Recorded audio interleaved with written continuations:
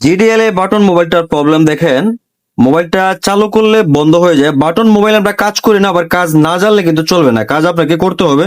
তো দেখেন মোবাইলটা আমি বারবার চালু করতেছি কিন্তু বারবার মোবাইলটা বন্ধ হয়ে যেতেছে। বাট প্রবলেম শুধু এইটাই না, এটা অনেক সময় অনেকে ভাবতে পারেন যে ব্যাটারি লুজ কালেকশন, বাট এমনটা না। এটার বেশ কয়েকটা বাটনে দেখেন কাজ করতেছে না। দেখেন যে বেশ কয়েকটা বাটনে কাজ করে না, এন্ড মোবাইলটা 1 মিনিট 2 মিনিট পর পর অটো ভাবে বন্ধ নিতেছে, অথচ ব্যাটারিতে কোনো লুজ কালেকশন নেই, ব্যাটারি ভালো আছে। তো তারপরে যদি এই ধরনের প্রবলেম হয়, তাহলে বাটন মোবাইলে কোথায় কাজ করলে আপনার এই সমস্যাটার সমাধান হবে আমি আপনাদেরকে এই ভিডিওতে দেখাবো। দেখেন স্টেপ বাই স্টেপ আমি কাজ করার জন্য মোবাইলটার সিম মেমোরি সবকিছু খুলে সিপিইউর যে টিনটা আছে এই টিনটা তুলে নিছি। বরাবরের মতো প্রত্যেকটা কাজ আমি যেভাবে বলি সেভাবে আপনারা করবেন, কারণ বাটন মোবাইলের আইসি গুলো খুলে আপনাকে রিবোলিং করতে হবে না, এটা রিহট করতে হবে। রিহট করলে ইনশাল্লাহ আপনার সমস্যাটার সমাধান হবে। দেখেন প্রথমে আমি থিনার দিয়ে সম্পূর্ণ বোর্ডটা সার্ভিসিং করে নিলাম। সার্ভিসিং করার পর হালকা হালকা হিট দিয়ে শুকিয়ে নিলাম।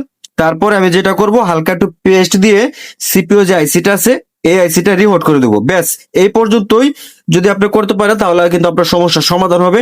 অনেক বাটন মোবাইল আছে দেখবেন আপনার আইসির মধ্যে রিহট করার সাথে সাথে কিন্তু ডেড হয়ে যায়।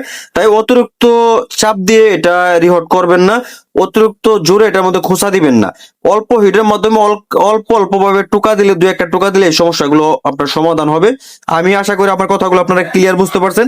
একদম নতুন টেকনিশিয়ান যারা বাটন মোবাইল কাজ করতে ভয় পাচ্ছেন আমার কথাগুলো শুনে এবং আমি যেভাবে কাজটা করলাম সেম ভাবে যদি আপনারা কাজ করতে পারেন, আপনার বাটন মোবাইল নিয়ে আর কোনো টেনশন থাকবে না।